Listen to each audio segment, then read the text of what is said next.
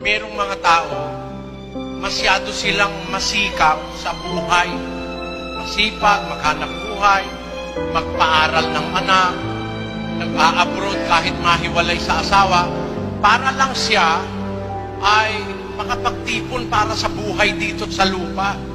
Pero nakalimutan niya, pagkamatay niya, merong buhay sa kabila. There is life there. Meron doon. Yun, hindi na paghahandaan ng tao. Puro pang dito lang sa lupa.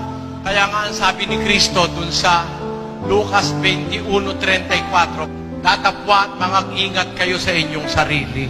Sabi ni Kristo, mag-ingat kayo sa inyong sarili.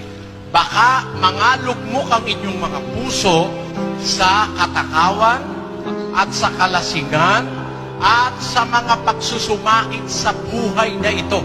Yon. Na dumating na bigla sa inyo ang araw na yon na gaya ng isang silong. Baka puro lang sa buhay na ito ang inaasikaso natin. We are all after the material things in this life. Nakalimutan na natin meron Diyos. Yung Diyos, para bang ang Diyos, something na pwede niyang paghintayin. Marami akong gustong unahin Diyos ikaw na lang ang huli. Kaya lang makikilala, aalalahanin ng Diyos pag may sakit na, masakit na dibdib, hindi na makahinga, may sakit na sa puso, dun lang naalala ang Diyos. Pag masakit na marami, ang pangako marami. Pag gumaling na't bumuti, ang Diyos ay hindi masabi. Pag may pera, walang problema, anong mananalangin sa Diyos? Hindi. Pag may pera, pupunta sa sine, magpapasyal, pupunta sa beach, mamimili sa supermarket. Yun ang gusto ng tao. Lahat ng bagay sa buhay. Pero yung para sa Diyos, lagi na lang huli. Pag mamamatay na, Jesus Mariosep. Pag mamamatay na siya, Jesus Mariosep, ligtas na siya noon. Hindi po ganun Alam nyo, kung kayo lang nag-aaral ng Biblia, dapat una nga ang Diyos Una. Ibigin mo ang Diyos ng una sa lahat.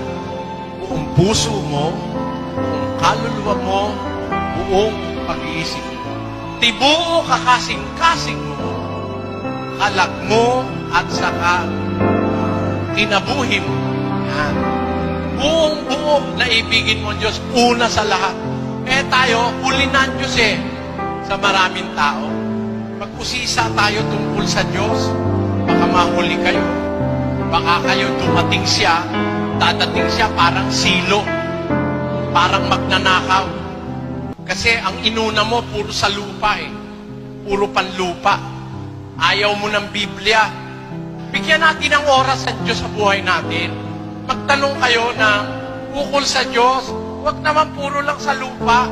Kasi pagka puro panlupa ang tinitignan natin, dun sa 4:18 ng ikalawang Korinto, ganito nakalagay dun Samantalang kami ay nagsisitingin, hindi sa mga bagay na nangakikita, kundi sa mga bagay na hindi nangakikita. Bakit? Sapagkat ang mga bagay na nangakikita ay may katapusan, datapwat ang mga bagay na hindi nangakikita ay walang hanggan. Sahin nga natin sa Bisaya, Samtang wala kami magatanaw sa mga butang nga makita, kundili sa mga butang nga dili makita.